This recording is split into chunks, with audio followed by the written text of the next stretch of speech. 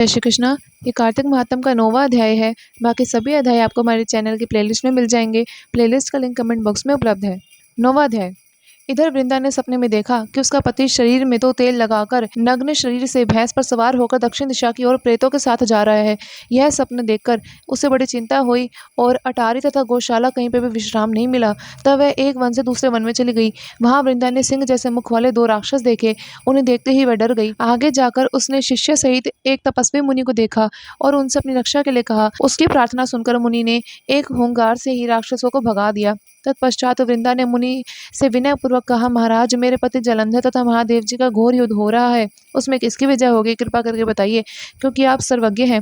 यह सुनकर मुनि ने ऊपर देखा। उसी समय 2 बंदरों ने आकर मुनि को प्रणाम करा और मुनि के संकेत पर वे दोनों बंदर वहां से चले गए। फिर थोड़ी देर बाद वे दोनों आकाश की ओर से आए और उन्होंने जलंधर दैत्य का सिर और धड़ लाकर फेंक दिया। वृंदा अपने पति के मृत शरीर को देखकर बहुत दुखी हुई रोने लगी। तत्पश्चात मूर्छित होकर पृथ्वी पर गिर पड़ी। मुनि ने अपने कमंडलों से उस पर जल छिड़का तो उसे कुछ चेतना आई। तब वह पुनः विलाप करती हुई बोली, महाराज, जिसने देव, गंधर्व और विष्णु सहित तीनों लोकों को जीत लिया, वह शिव के हाथ से कैसे मारा गया? हे मुने, आप बड़े सामर्थ्यवान हैं, किसी प्रकार मेरे पति को जीवित कर दीजिए। तब मुनि कहने लगे, जो शिव के हाथ से मरा वह भला किस प्रकार से जीवित हो पाएगा? परंतु फिर भी तुम पर कृपा करके हम इसको जीवित कर देते हैं। ऐसा कहकर मुनि अंतर्ध्यान हो गए और जलंधर जीवित होकर वृंदा के साथ आलिंगनबद्ध हो गया। वृंदा भी अपने पति के वेश में विष्णु भगवान के साथ वन में रमण करती रही, परंतु एक दिन अपने पति के वेश में विष्णु भगवान को देखकर अत्यंत क्रोधित हुई और शाप देती हुई बोली, तुमने मेरा पातिव्रत्य धर्म नष्ट किया है, इसलिए मैं तुम्हें श्राप देती हूँ। निश्चय ही वह कपट मुनि भी तुम थे। तुमने ही 2 राक्षस के कपट भी बनाए थे। वही कालांतर में तुम्हारी स्त्री का हरण करेंगे और जो तुम्हारा शिष्य था वह बंदर रूप धारण करके तुम्हारी सहायता करेगा। फिर कहा कि तुम शिला हो जाओ। नारद जी कहने लगे, हे राजा पृथु, भगवान विष्णु देवताओं तथा अपने भक्तों के कार्य के लिए पतिव्रता वृंदा का शील हर लिया, परंतु वे मन ही मन अत्यंत दुखी थे और बोले, हे वृंदा, मैंने तुम्हारा श्राप स्वीकार करा। अब मैं अवश्य शिला रूप हो जाऊंगा, परंतु तुम भी वृक्ष रूप होकर मुझे ही मिलोगी। उसी समय वृंदा अपने पति के चरण का ध्यान करती हुई भगवान विष्णु के मना करने पर भी अग्नि में प्रवेश कर गई और विष्णु वृंदा का स्मरण करके उसकी चिता की भस्म में लौटने लगे। नारद जी कहते हैं, हे राजा पृथु, उधर युद्ध जलंधर दैत्य ने शिव जी को अत्यंत बलवान समझकर राक्षसी माया से पार्वती बनाई और उन्हें मारने लगा। उसकी इस माया को देखकर शिव जी नीचे मुख करके बैठ गए। तब अच्छे अवसर देखकर जलंधर ने अनेक बाण शिव जी को मारे। विष्णु भगवान वहां पर आए और शिव जी को राक्षसी माया का ज्ञान कराया। तब शिव बड़े भयंकर वेग से राक्षसों को मारने लगे। शिव जी की इस तीक्ष्ण बाण वर्षा के आगे शुंभ निशुंभ भी नहीं ठहर सके और युद्ध क्षेत्र से भाग गए। तब शिव जी ने उनको श्राप दिया, तुम युद्ध क्षेत्र से भाग रहे हो, इसलिए पार्वती के हाथ से मारे जाओगे। उधर जिस समय वृंदा का पातिव्रत्य धर्म नष्ट हुआ, तभी जलंधर का बल समाप्त हो गया। ठीक उसी समय विष्णु भगवान ने सुदर्शन चक्र अपने तेज सहित शिवजी को दिया। फिर शिवजी ने अपना ऋषियों का, पतिव्रता स्त्रियों का तथा ब्रह्मा जी का तेज उसमें जोड़कर जलंधर दैत्यों पर छोड़ दिया, जिससे उसका सर कटकर भूमि पर गिर गया। सिर और धड़ अलग होते ही जलंधर का तेज उसके शरीर से निकलकर श्री शिवजी में समा गया और वृंदा का तेज देवी पार्वती में समा गया। इधर विष्णु वृंदा की चिता में लौटने लगे। तब सब देवताओं ने शिव जी की स्तुति की और कहा, महाराज, जलंधर को मारकर आपने देवताओं पर बड़ा उपकार किया, परंतु एक बहुत बड़ा अनर्थ हो रहा है, कृपा करके उसका भी कुछ उपाय कीजिए।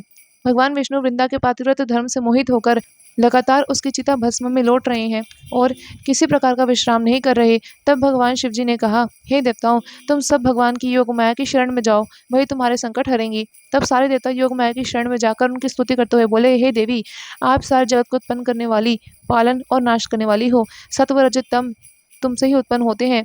ऐसी प्रकृति देवी को हमारा नमस्कार है। तुम्हारी माया को ब्रह्मादिक देवता भी नहीं जान सकते। उस देवी को हमारा नमस्कार है जिसके भक्तगण अनादर तथा मोह को प्राप्त नहीं होते। ऐसी मूल प्रकृति को हमारा नमस्कार है। उस समय देवताओं ने एक तेज को देखा और आकाशवाणी सुनी कि गौरी, लक्ष्मी और सरस्वती, रजोगुण, सतोगुण और तमोगुण रूप मैं ही हूँ, वह तीनों तुम्हारा कार्य सिद्ध करेंगी। उन देवियों की आराधना करो। फिर उन तीनों देवियों ने प्रकट होकर 3 बीज दिए और कहा कि इन तीनों बीजों को जहाँ पर भगवान विष्णु है जाकर बो दो और अपना कार्य सिद्ध करो। देवताओं ने तीनों बीज लेकर जहाँ वृंदा की चिता पर भगवान विष्णु लौट रहे थे जाकर बो दिए। उन बीजों से 3 वृक्ष उत्पन्न हुए। रजोगुण सरस्वती से आंवला, तमोगुण गौरी से तुलसी और सतोगुण लक्ष्मी से मालती हुई। श्री लक्ष्मी जी ने अपना बीज ईर्ष्या युक्त होकर दिया था, इसलिए मालती भगवान की पूजा में निंदित तथा आंवला और तुलसी भगवान की पूजा में अति प्रिय होती हैं। इस प्रकार वृंदा ने वृक्ष रूप होकर भगवान शालिग्राम से संयोग किया। इसी कारण कार्तिक के उद्यापन में भगवान की पूजा तुलसी के मूल में होती है। नारद जी कहते हैं, हे राजा पृथु, जिस घर में तुलसी का वृक्ष होता है उसमें यमदूत कभी नहीं जाते, इसलिए जो तुलसी का वृक्ष घर में लगाते हैं वे यमपुरी में कभी नहीं जाते।